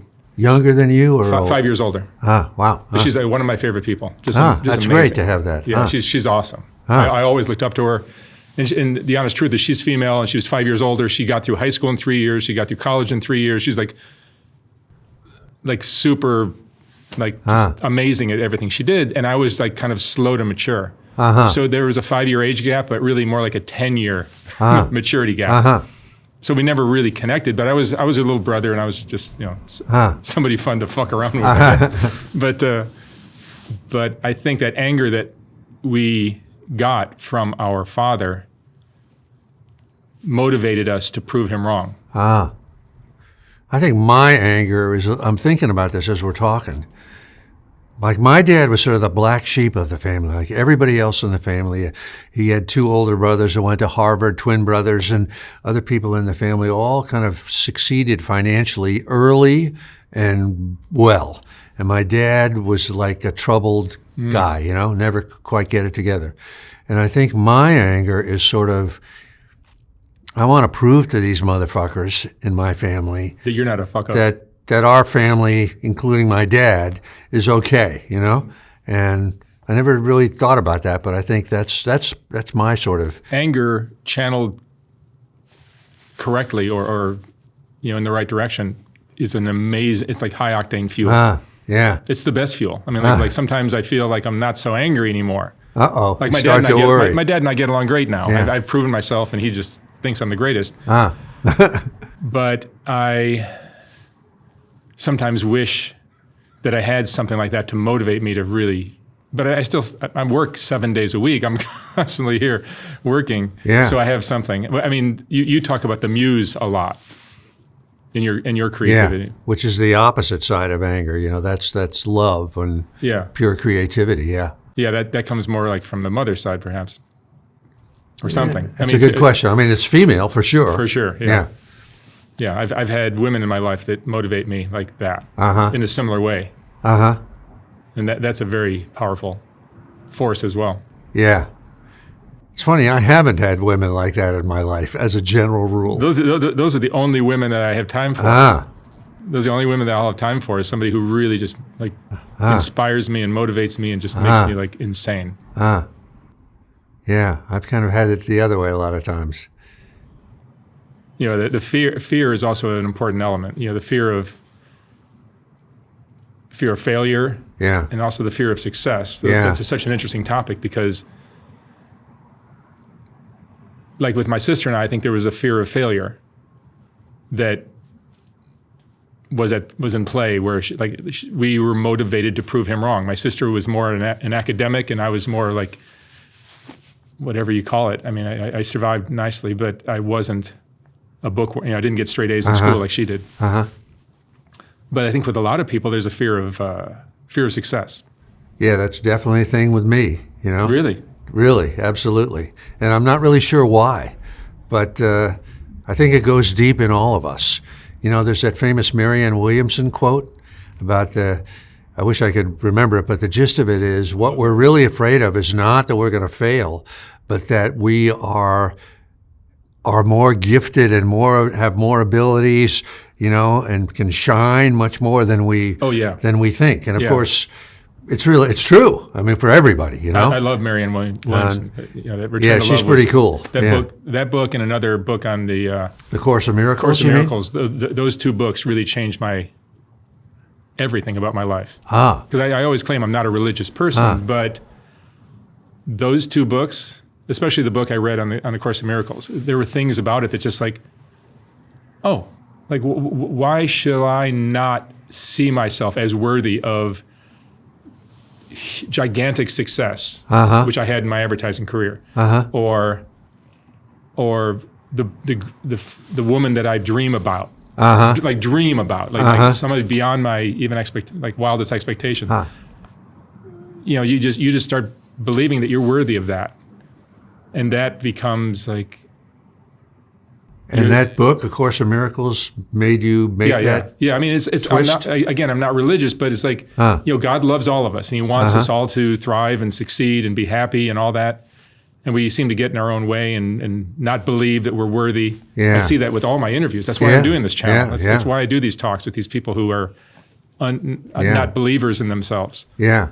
I mean, I've been fighting that all my life, and I feel like I haven't really turned that corner that you're just talking about, Mark. I still feel like it's a battle every day. Oh, it is. And I have to, win that battle every day. No, it is. I mean, I wouldn't be working 7 days a week if I didn't feel like it's a battle. And that's what you talk about with resistance. It's like, it just stops us from being realizing our potential. If you had to define, because you've done a million interviews with people who have sort of, made their way straight to the bottom. If you had to define that kind of self-destructive force, what is it, and what purpose does it serve evolutionarily? Why do we even have that force inside us? Yeah, I think you and I both agree that is the primary force that we have to face and overcome. But what is it? What has driven people to the bottom? I would agree that is the core of everything. I believe it's that it's the unconditional love you got from your parents. It's the love for yourself. It's the ability to say, you know what, I deserve this. But what is the negative force? What's the force that's well? See, that I don't even understand. Is it the devil? Is it? I don't even know what it is. But there is some negative force that is taking us down. I do think that it really goes like, I agree with you. It's like mythic. It's something biblical. Like, in fact, there's my Rabbi Finley. I don't know if you ever met Rabbi Finley or heard about him? No. Really interesting dude, Irish dad, Jewish mom, former Marine, PhD in ethical, something other, really deep, interesting guy. Anyway, he says that, like in the book of Genesis, there's the moment when God decides to send the flood, right? And he looks upon his creation, humankind, and he says, basically, I have made a big mistake creating these motherfuckers, And he says, and there's a line that is something like, their hearts are turning always to evil. And he says, I'm going to wipe them out. This was a big mistake, and sends the flood. And Rabbi Finley, I actually quote him at the start of one of my books. He says there's a name for this in a Kabbalistic lexicon. It's called the Yetzer Hara. And he says the Yetzer Hara is what you, Steve, call resistance. So it's a turning toward evil, whatever that is in the human heart, that for some reason, the children of Israel wanted to worship the golden calf, right? What is that all about? And you see it, like Marianne Williamson says, this dark energy that has come over the planet over the last, 20 or 30 years, and you see it, every day. What is that? Is it just resistance? I think it is. But what is that? Why would there be that negative thing trying to pull us all down? There's another writer you're an author, Joel Blazer, who I've interviewed a few times, is a writer. He's got a book, and he, on his last talk, he talked about how life, he's probably in his 40s, 50s, and he was saying how life is like not a treadmill, but like a people mover in the airport, where you're like, it moves you along, but you're going the wrong way down it. It's pulling you back unless you are fighting that backward pull. And life is constantly pulling you backwards unless you have the strength and courage and stamina and just, fortune favors the bold, they say. And it's like, you need to be working and pushing towards moving forward if you want to move forward. Otherwise, you're going to get pulled back. I look at like life and self-worth and happiness and fulfillment as like because I interview people from all ranges, people like yourself who are doing well and life has treated you nicely for the most part. to people that are at the very bottom of the barrel. And you know, you'd be a range from 1 to 10. So people like, maybe like you and myself, who might be closer to a 8, 9, or 10 on that scale. Then I've also interviewed people on Skid Row who are living in a cardboard box or a tent and doing unimaginable things to get by every day. They're closer to a 1 or a 2. And I find this whole struggle to try to raise your self-worth, which is a tremendous struggle. It's a struggle we all deal with, as our ultimate challenge in life. And I mean, I absolutely agree with it. We've talked about that, you know. Yeah. But you wonder why did God put this treadmill or this people mover pushing us back? I mean, I forgot if we talked about this the last time we did on our earlier part, but I think it has something to do with in the biblical sense with being cast out of Eden. You know, henceforth shalt thou eat thy bread in the sweat of thy face. You know, it's like God put a curse on us, you know, of, you know, thorns and thistles shall be in the way, you know, for dust thou art and to dust thou shalt return. And, you know, that's where creativity comes in. And I know you agree with this, Mark, that's the force that we use to counter that negativity, that people mover that's putting us back, you know, and that's a daily struggle. Daily. To access that. And this force of resistance is trying to constantly to keep us from getting behind the camera or getting behind a keyboard or whatever. Yeah. I don't understand it, but it's there. It's there, and that's for sure. You wake up and the second your eyes open, there it is. Yeah. And that's why I like to go to the gym early, before I'm conscious, before I wake up and realize I don't want to do this. Yeah. Like I never, ever feel like going to the gym. Yeah. I never, ever feel like it. But I know that it's a good decision. I know it's something I want to do, so that's why I do it, and I do it before I wake up. Yeah. That's like Arnold Schwarzenegger says, like, what does he say? And when he wakes up in the morning in his eyes, he says his first thing he thinks to himself is, don't think. Just get out of bed. Yeah, that's how you do it. And get to the gym. Don't think, because if you think, you know, I'm in good shape. You're going the bad way. I'm in good shape, and people will see me sometimes like, oh man, I just never feel like working out. Like I never feel like working out. I never feel like working out, but I know the end result is going to make me live longer and be happier and healthier. And it's another sort of cliche, but it's true, that if you're going to get anywhere, if you're going to succeed, you can never listen to how you feel. Because you never feel like doing it, right? It's like, I don't give a shit how you feel, you know? Do it, you know? And when I find myself faltering, I give in to how I feel. You know, I'm not in the mood or whatever, but you can't. You sometimes you know, I'm a creative person, and sometimes there'll be days or moments where like, oh my God, I have this inspiration for some great idea, and I pursue it, and it works out beautifully, and it's great. But the majority of the time, it's just grunt work where I'm just working at it. I don't feel it. I don't see it. It's not here. But by going through the motions, maybe with you, it's a typewriter, with her a computer. Exactly. And with me, it's a camera. But it's like all of a sudden, something will happen. A little spark will come, and it turns into something great. And sometimes it's just as wonderful and beautiful and great as something that you were magically inspired by. Yeah. I think that's sort of a secret of creativity, in a sense, is that it is a grind. There's no doubt about it, you know. But there is that sort of magical thing where if you just start grinding and you just keep grinding, at some point the goddess says, okay, Mark's working hard, I'm going to give him a little something, you know, and then good things start to happen. Yeah, see, I don't. But nobody teaches you this, right? Nobody teaches this in school. I was at I just figured it out very early, like probably before I was even 10 years old, that I've always been a super creative person, and it's like I tend to be a loner, and I recognize, I think a lot, and I think about ideas and creative things and all that. I've always been that way. But my lowest point, like in my whole creative life, was right when I met you. And you gave me your book, the War of Art. And that helped me, and our friend Andy Friedman at the gym really helped me kind of see that there was hope. And because I had lost my mom, I'd lost I had a divorce, I lost my mom who passed away. I lost my advertising career, which was big and strong, and it was my whole life. My whole life was built around that thriving career. Technology changed it, so it was no longer fulfilling, or even, it was a shadow of what it once was. So I couldn't pursue that anymore.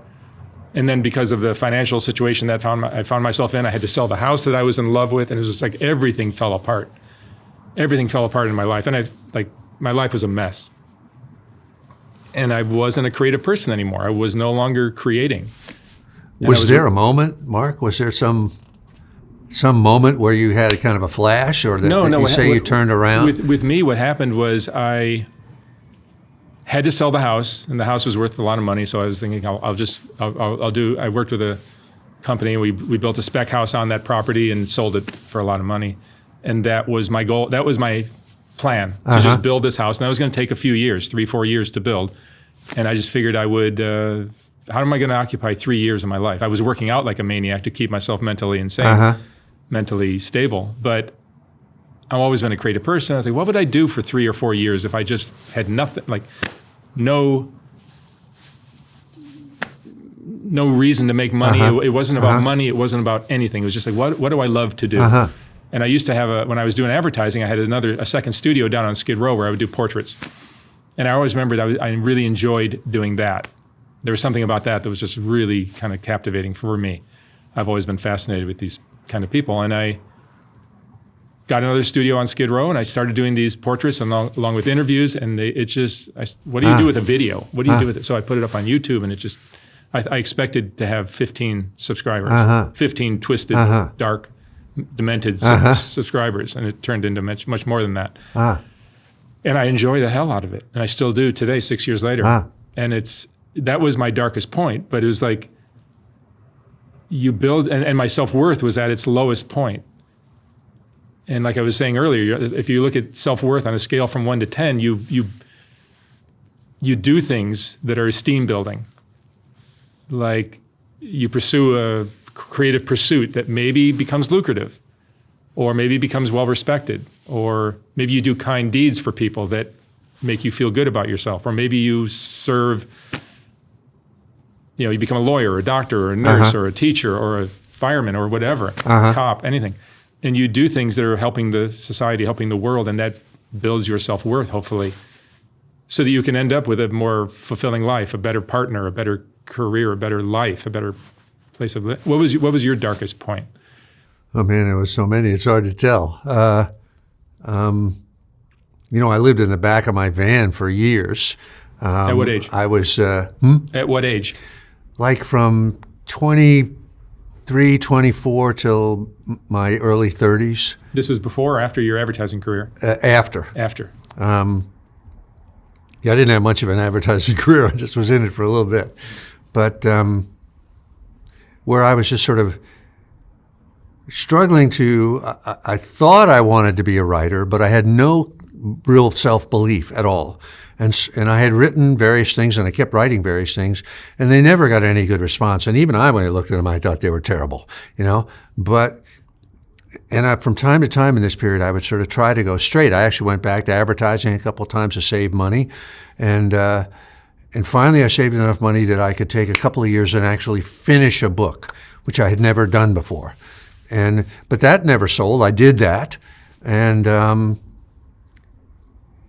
so there were so many sort of low. I just wasn't getting any traction for years and years. And every time you must have had moments where you doubted whether this was a career that you. Oh yeah, I mean it was constantly. It never was anything but doubt. There was only moments when I would have a glimmer of hope. But I just couldn't. Anything else I tried to do, I was so depressed at the end of the day, of work or whatever it would be, that I just had to keep sort of trying to write. Even though I really didn't know what I even wanted to do. I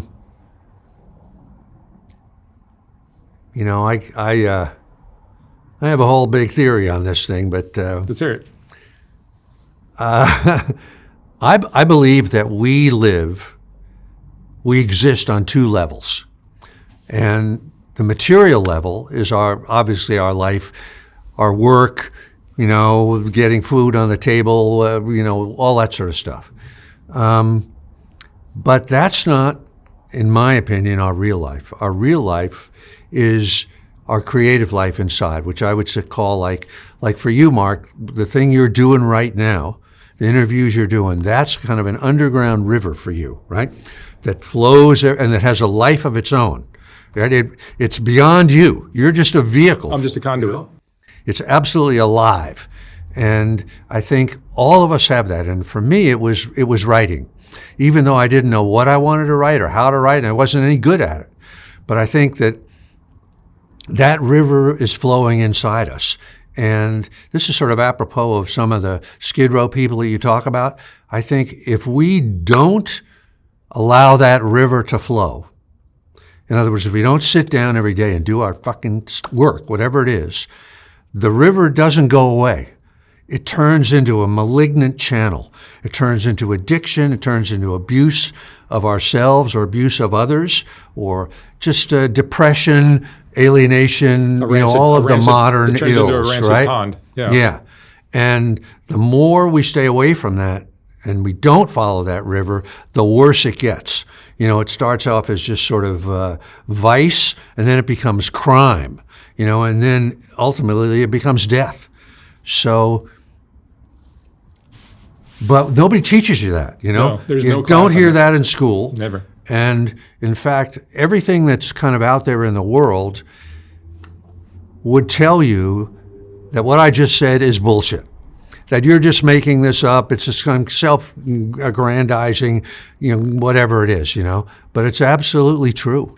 And as soon as we sort of turn the corner and follow that, and I know you agree with me on this, it's like all of a sudden we do find traction and our feet hit solid ground, and then we can build on that. And we start slow, but build on it and build on it. And to me, the more all the books I've written, the more I do this, the surer I am of it, that this is the reality of life. And, I talk about the muse, the goddess, whose job it is to inspire artists, right? In Greek mythology, that's what the muses were. That's a way of describing this underground river that flows in us. From some divine source, we're each called upon to do our thing, whatever it is. And if we do it, we save ourselves. And if we don't, we damn ourselves. But again, nobody teaches you that. You don't get that in school. No, I mean, so many people, back to what we were kind of saying at the beginning of this talk, where hard work is really the key. Talent is important. You kind of need some talent. But everyone's got some talent, almost everyone. Yeah. Like I drive down Abbot Kinney and I'll see all these people in coffee shops talking about what they're going to do. And I just laugh at it because like I work nonstop. I don't take lunch with people. I don't stop to have coffee. I don't do any of that shit. When somebody asks me to have lunch with them, it's like, I want to punch them in the face, because stealing my day, they're taking my day. Time is so valuable. I walk in my studio and I am working. Within 45 seconds of walking in the door, I'm at work and I'm in full gear. And when I'll be driving from point A to point B and I'll be going by these people in coffee shops, I just laugh because they're not getting anything done. They're talking about what they're going to do. And while they're doing that, I'm just producing. And that is another thing that they don't teach you. I'm a believer. I'm not a believer in talent at all. If you ask me, what's the percentage of how much of to be? I'll ask you. I would say for me, 10% is talent, and 90% is just doing the grinding of fucking work. And inspiration that happens. Where you just hit a groove, and when you look back on the work you've done, you go, "Wow, where did that come from?" I think courage is also an important part of all of this. Yes, huge. You can work and courage and belief. Yeah, that's exactly it. Yeah. Without the belief, you're never going to say this work that I've created is worthy of the whole world. Yeah. Seeing and it's hard to believe, because, isn't it? It's like you were talking about your mom believed in you. Yeah. I suppose I had some people that believed in me when I was a kid, but it sure didn't feel like it. I've sort of had to self-generate. Yeah, you can self-generate it. And for sure. And it's like a constant struggle. No, because to believe. Even though I believed in myself as a teenager, and that was thanks to my mom, I generated a lot of self-belief by winning awards and becoming financially successful in my advertising career and things like that. So it was like, wow, I must be good. I never really thought that way, but it's like it ultimately does come down to you creating more belief in yourself. Yeah. Or to me, it's like the belief, and I'm like consciously trying to do this now, sitting down in a kind of a meditative state and trying to sort of brainwash myself, tell myself this, program myself. It's belief in that reality I was just talking about, that that there is a meaning to my life, to everybody's life, that there is a significance, that things are happening on other levels that we have no clue about, that are helping us, maybe challenging us, and just believing. Like, I find when I'm starting a new book now, and I'm racked with self-doubt. And I think we talked about this earlier. But I've been through this so many times that I know that this self-doubt is a form of resistance. It's the devil trying to stop me from doing it. And so to counter that, I have to sort of very consciously make myself believe, and say, if I think about this new book I'm working on, and the voice in my head says, this is a dumb idea, who's going to like this idea? It's been done before, you've done it before, you're copying yourself, blah, blah, blah, blah, blah. And I have to say to myself, that's the voice of resistance. That's the devil. That's not me. And I have to say to myself, you got to believe in this thing. Even if you can't see the finish line, and maybe there is no finish line. Maybe this is going to come out, if it ever comes out at all, and it'd be a bomb. But it doesn't matter.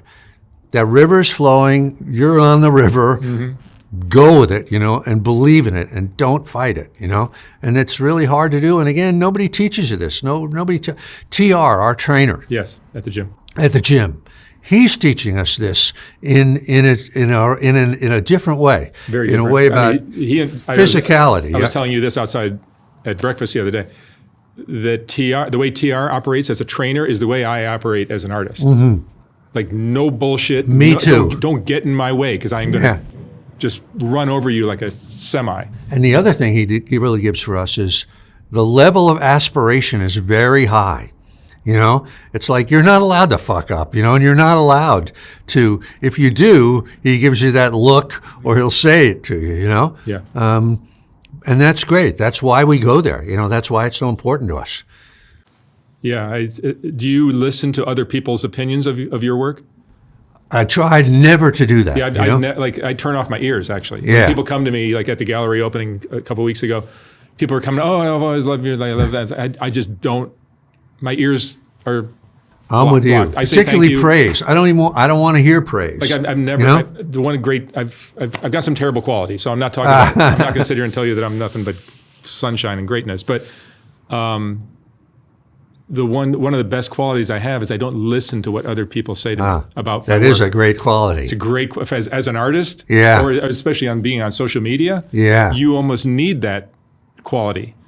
Because otherwise you'll get crushed by the comments, Yeah. and people say that I'm a this or I'm a that, or I'm doing this wrong, or I'm doing that. Like I know, like I am the harshest critic of my work and myself, and what my motivation is, and what the end result, like who I'm hurting and who I'm helping. There's always a little bit of both. I mean, like one of my best analogies that like when you talk about whether my work is helping or hurting, or whatever it is like Christmas. Is Christmas an opportunity for retailers to sell 80% of their stock at during this 1 month period between Thanksgiving and Christmas? So it's just a retail extravaganza for them to make a bunch of money, or is it a celebration of the birth of Jesus Christ, where we all get together and share? Yeah. Which one is it? Yeah. Which one is it? It's both. Yeah. It's always both. 100%, it's both, and you can't ever deny that. And it's like, so my work has some dark aspects to it, but in the end, I believe the good aspects, the inspiration to people who are struggling with addiction, the lessons about being a good parent, the things we can learn about self-worth that my channel provides, I think it well outweighs the hit that some of the people that are interviewed and look perhaps they're in a compromised position. And they understand that going in. They're not coming in on their best day. They're coming in on pretty much their worst days. But I compensate them, and I treat them with respect, and probably give them the best experience they're going to have for months. I know you do, yeah. And that's how I justify everything I'm doing, because it's not all sunshine and perfection and like, oh my God, he's just doing a beautiful deed. No, there's a lot of darkness in what I do, and I understand that. And it's like everything we do has this element of good and bad in it. And, most art is really about darkness, Most novels are about, murder and, stuff like that, right? That's what sells. Again, I'm not sure why that's true, but we're all fascinated by that. And maybe because we feel that pull, that conveyor belt, that's the people mover that's pulling us back towards that thing. And so we want to, get a sense of what it is and look at characters fighting it or losing to it, so we can learn and protect ourselves, I think. Do you find, like, do you have time? You have a hard time turning that off, that drive to create? Yeah, I wouldn't even want to try. Would you? No, I want to turn it on more. No, like people that are close to me, girlfriends, whatever, they'll like complain that I like don't. Like I can do it, and I'm pretty good at it. Take a vacation or that's a great topic. I have a real hard time taking vacations. You're probably the same as me. On my honeymoon in Mexico with my now ex-wife, I think we had like probably a 12 or 13, 14 day thing planned. Too long. After a week, I said, "Look, I got to go." Yeah. But again, if you think about this as that underground river that's inside, that's flowing, right?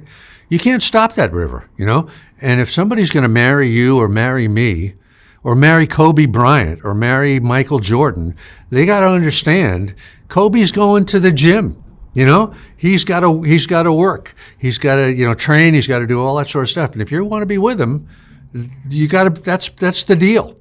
That's the way it works. I told Ellie, my wife, ex-wife, that when I proposed to her, I said, before you answer, you have to understand that work is super important to me.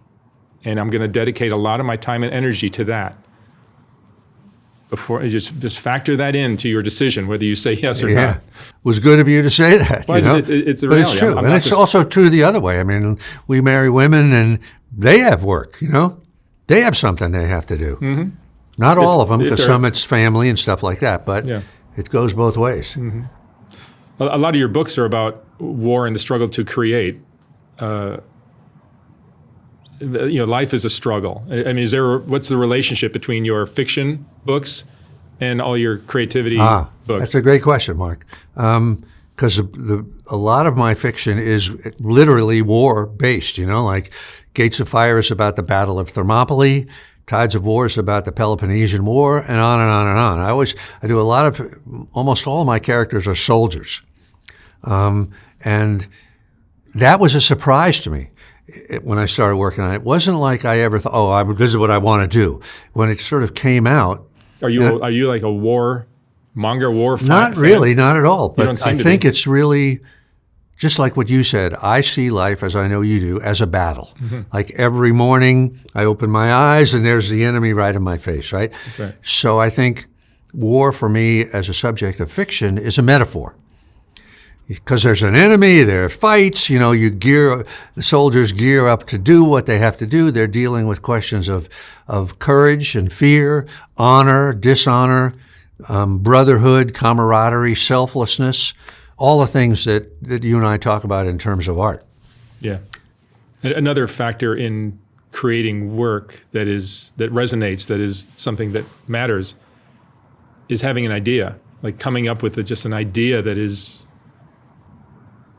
worthy of pursuing, something that's profound, something that stands out. I mean, I find that the most fascinating part of this whole process is like, and you can't underestimate the importance of having an idea that will stand out, that will not be easy to rip off and copy for someone else. Yeah. Something that is right up here. Like I have certain strengths and I have certain weaknesses. And like what I'm doing now is very much tuned, like almost perfectly tuned into what my strengths are. Yeah. And it excludes all my Yeah, which weaknesses. you can feel. You can really feel. This is you my know? lane. And- This is my yeah, lane. you're in it. It's a great word, lane. I can't imagine in 7 years going like, oh, I'm going to try something different. Yeah. Like, what else am I going to do? Yeah. This is perfectly suited to me. Yeah, and for a writer like me, where you go from project to another, to project to project to project, like you're in kind of a lane right now. Yeah, you yeah. know, but so it's a really interesting area of like, what's the next idea? Like when you finish one, how are you not going to repeat yourself? Or, you know, and even commercially, it's even weirder because any publisher wants you to sort of do the same thing, right? See, that's the poison. You know, it's like cornflakes. I want another box of cornflakes. It's the same thing. But if you're an artist, you can't do that, right? So it's sort of like Bob Dylan reinventing himself with each new album. You have to. And people are pissed off, like, well, why is he doing this now? You know, we don't want that, you know? So it's a real interesting topic of what is the next idea. I mean, I really feel like I'm sort of basically praying to the muse. I don't do it after a project. I do it while I'm still in the project of, you know, give me another idea, you know? I don't know what it is, but, you know, give me something. And then it's also interesting in that you'll get like a Chinese menu of ideas, right? You know, one from column A, one from column B, and you go, well, which one is the one I want, you And know? sometimes a combination of 2 or 3 ideas Yeah. becomes the answer. But you're right. The idea, finding the idea, and I'm absolutely a believer it comes from another place. It's not like you're coming up with the idea. The idea is coming to you, and you're saying, okay, I'll serve that idea. And that serendipitous spark that just came Yeah, is magical. yeah. But when you have like a record executive telling you we need another hit like the last one, do something like that again, it'll be flat and stale. That's the classic artist It'll dilemma, never right? have You know, this. commercial. You can't recreate the magic that had. Yeah. So But that's the underground river. That's the goddess, you know? and that's why I like what I'm doing now, because like sitting in that stool, I've had the widest range of humans ever. Like the next person to sit in that chair could be the craziest. Almost We're all crazy. Yeah, we're all crazy, but like it's just like by throwing me in the mix with Rebecca, who's this transgender, homeless drug addict that I interview quite often. It's just such a mixed bag of like genius and crazy and everything in the middle, and it just creates like this. Very often because I only use about 1 out of 4 that I do, so there's a lot that just didn't work for whatever reason. But every once in a while, that spark will happen. And it's like, oh, this is great. Yeah. You're really lucky right now, Mark, because you're in a lane that you love. You were born to do this. Yeah. You don't have a boss. No boss. It's successful, right? Yeah. You're not struggling financially with this. You're really in a good groove right now. No, it's my dream. Like Noelle, who's my assistant, who works with me during the week, she basically just fields the emails and just oversees a lot of stuff that is out of my specialty area. She used to work with me in advertising for many years at my studio there. And we're both just like pinching ourselves every day that this is so much fun, so much more creative, so much more rewarding and just fulfilling and just fun. Because like if I want to interview pimps, if I want to interview 5 pimps in a row and just that's what I'm going to post, there's nobody telling me, I mean, maybe people in the comments are telling me they shouldn't, but I think there is something to learn from every single story, even from the darkest and most evil, and there's things to learn from everything. Let me ask you this, Mark. Is there a common denominator to the stories that you listen to and you chronicle? Yeah, for sure there is. What is it? That like love is what is lacking in our world. You can see it in the comments. Like yesterday, I posted a video of a woman who does this rant about Donald Trump. And she hates Donald Trump, and she does this crazy rant. And I posted that video for one reason, just to see the reaction from my viewers, hoping that they would say, like, let's listen and learn. Even though we don't agree, let's listen and learn. But almost unanimously, there were a few exceptions, but the majority of the comments were just like, fuck this crazy bitch, I hate her, like really negative. And it's just like the lack of understanding and love that exists in our culture, in our society, is just really disappointing. And it's going to do us in, I think. It's just, it's a sad thing to see like the future for my kids and things like that. It's like, are we all that angry and unwilling to not judge and just listen and learn and look at why maybe she's going on this rant and why she reacts the way she does and things like it's just the hate. It just comes to the certain. And I have to share my hate, like rather than listening and learning. Let me give you my theory on this. Let's hear it. Which I've thought about. Let's hear it. Again, I was saying before that life exists on two levels, right? The material plane and then the higher plane where ideas and art come from and where the gods are, so on and so forth. Like on the material plane, we have certain assumptions that we claim, that we think are real, right? Bear with me here, this takes a minute.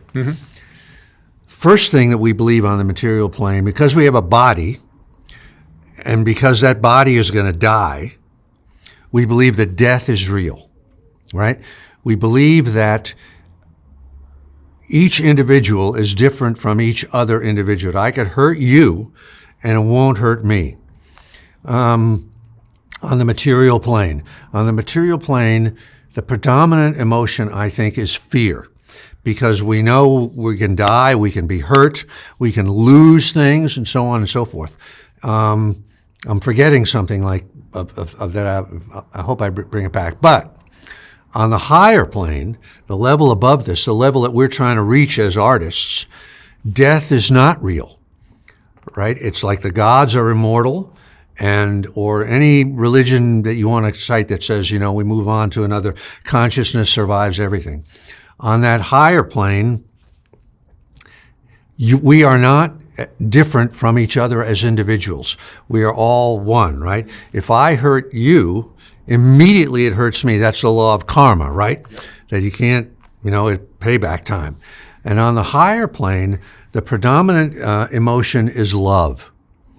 So I think we're stuck here on this lower plane. It's like we're in hell in a way, right? Where fear is a thing. And I'm a believer that why we're here on this lower plane is to learn that our real self is the higher plane and to move toward that, And the lack of love is you're completely true. Look everywhere. It's everywhere, right? Everywhere. And I believe if we ever get to that higher plane, if we can ever reach that, and certain, people like Gandhi or Lincoln or Martin Luther King have reached that plane, and of course immediately they get assassinated. Yeah. But we admire them. We hold them up as something greater than human, and they are. Yeah, that's what I aspire to. Jesus, right? Yeah. I aspire to that. I just don't want to get murdered. Well, if we reach that level, Mark, we probably will get murdered, But that's just a sign of just what you said, the lack of love. And yet, people love each other here on this plane, fathers and mothers love their kids. They'll die for their kids. Yep. I don't know where it kind of goes wrong somewhere. Everyone carries a little bit of dysfunction, which is sad. Because it'd be a wonderful planet if we just all... TR, our trainer, was talking about Ron, who we also train with, and he's a grandfather, and he's now in Texas visiting, and TR was saying, when they send videos of him playing with his grandkids, he's like so happy. He's just like, he loves these kids so much. But it makes me think, why does it have to be someone we're related to, blood? Why can't you love, the kid next door just as much? That's very true. But somehow we can't, or it's hard. It's hard, but we should be able to do that. That's a very good point. Yeah. Humans. And when we see somebody do that, it moves us. We see somebody run into a burning building to save a child that he doesn't know. Yeah. But Ron is the kind of guy that would do those kind of things. He's a great dude. Yeah. But I see it all the time where there's people that are like, I look out for my own, but that's what racism gets into play and all that stuff. Where it's like, I take care of mine, but I won't take care of yours. Yeah. As a species, we're pretty interesting. That's why. Do you believe in previous lives, Mark? No, I don't. You don't. I don't. I do. Yeah. See, you're a little more woo-woo A than little I more am. airy-fairy than you. Well, Yeah, Marianne Williamson believes in them. Oh, she does. Yeah. Yeah. You know, one area that we were talking about before that's really interesting to me is work, the grind and the hard work of things that Discipline. nobody seems to. I know for me in my life, when I sort of realized that I could work my way out of the shit I was in, that was a breakthrough, because I thought I can work. You know, I can get up in the morning. I can, do whatever it is. I'll shovel shit. I don't care what it is. And I can do artistic work too. Because before I had thought, oh, no matter how hard you work, you're not going anywhere. But it's not true. You really can work your way out of something. It was like if there was a secret to life for me, that was it. Hard work. You don't need talent, You need some talent. Well, some, but everybody's got talent, at something, And I don't just mean artistic talent. Some people are talented at helping other people or holding a family together or something like that. But it seems like in our society now, there's so many people that are looking for a hack, a shortcut, Yeah. an easy way to not have to do all the work. And I've always understood that the more you work, the more you get a result that is lasting and more robust. Yeah. I mean, I bet you get shit from people like, why does Mark work so hard? Not too Doesn't many, he- but you don't- I'm sure there's people that I mean, I get that. resent me for whatever I do. It's like there's some sort of a floating prejudice almost against work, like the idea of being a workaholic or something like I'm some that. kind of sucker because I work hard. Yeah. No, but it's like I love results. I love successful results. That's what gets me off, and I know how to achieve that. It's not by taking shortcuts. It's not by taking pills. It's not by doing any kind of quick fix or hack that's going to get me there. It's about the grind of just and the discipline of doing it every fucking day. Exactly. And I think it's like in our society, advertising and all the stuff that's floating in the air it's about, well, let's take a vacation. Everything commercial you see there, people, they're on a cruise, they're, hanging out with their buddies, eating, burgers or drinking beer. And that is put forward as like the ideal, right? Mm-hmm. You get rich, you retire, you're on a yacht. Bullshit,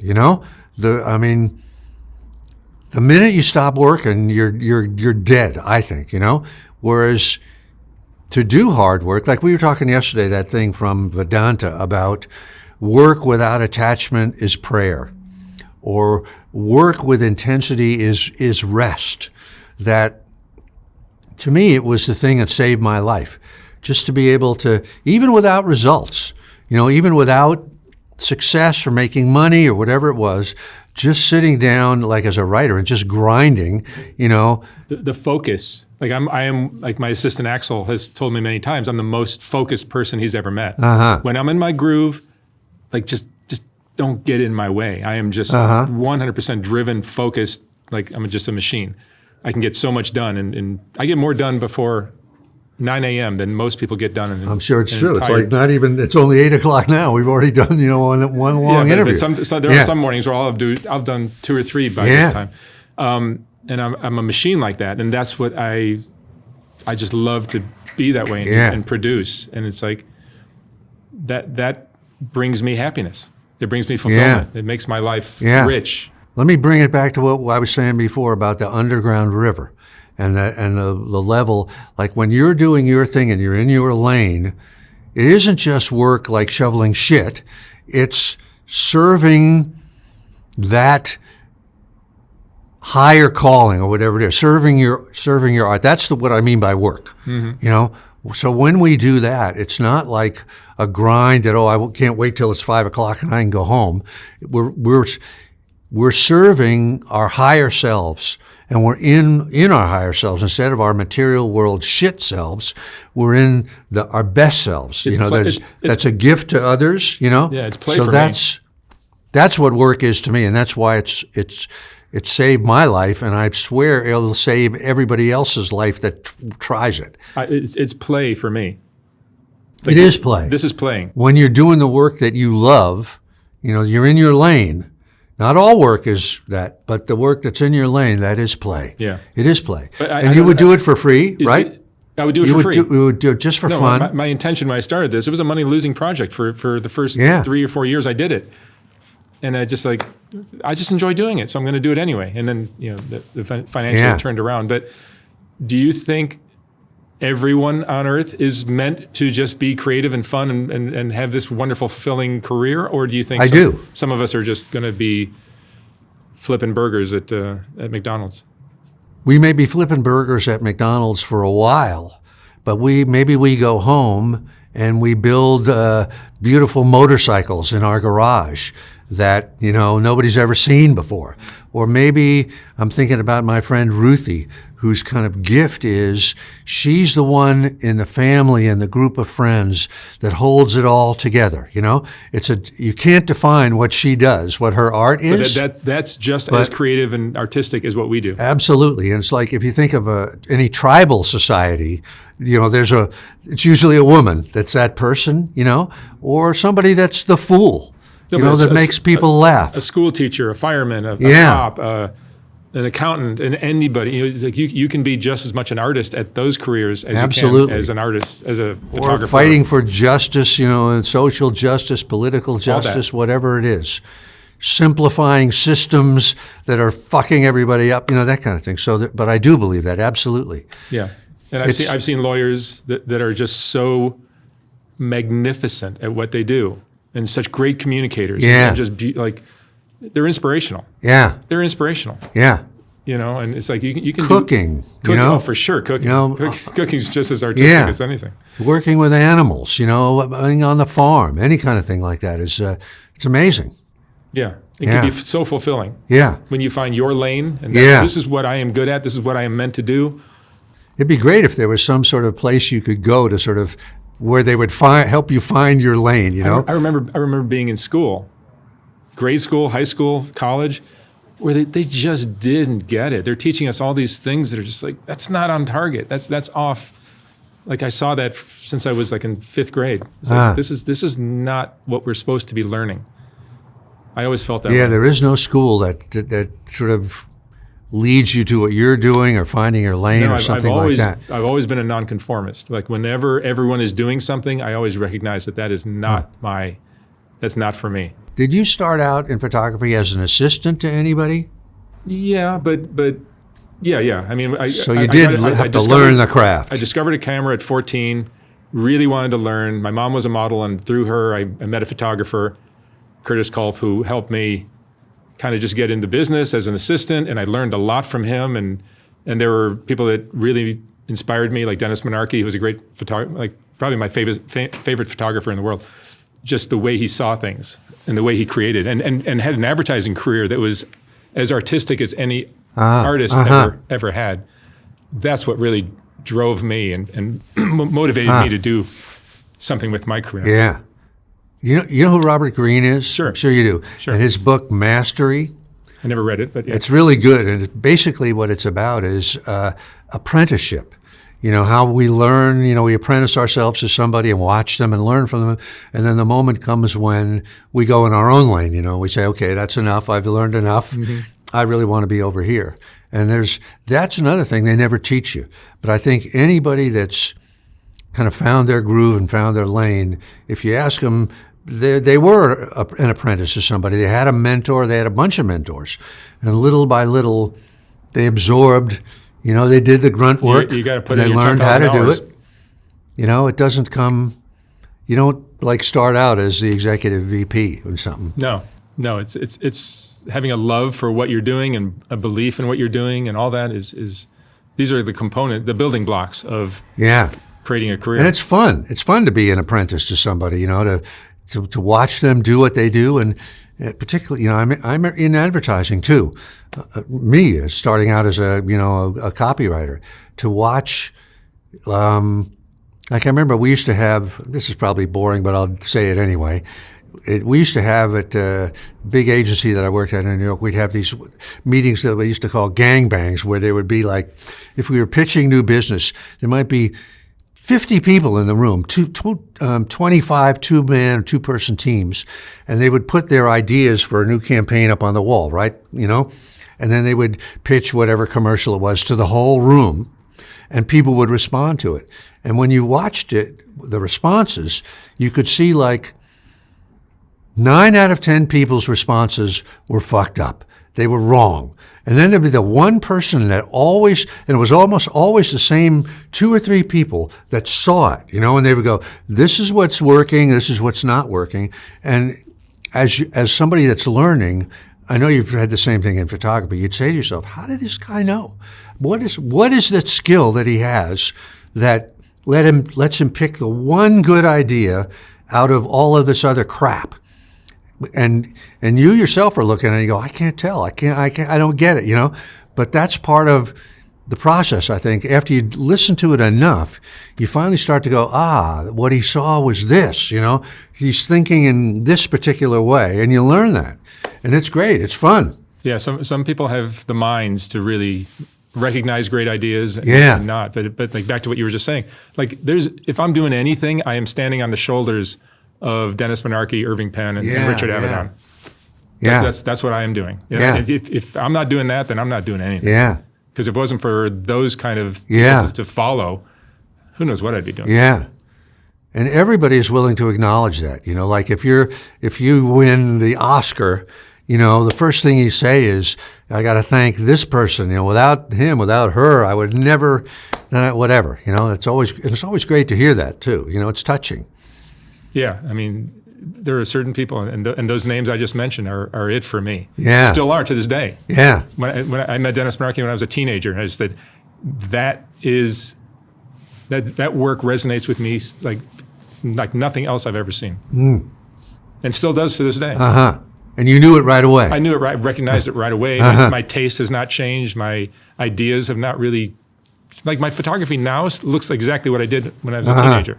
Like the portraits I did when I was 17, 18 are basically the exact portraits I'm doing now.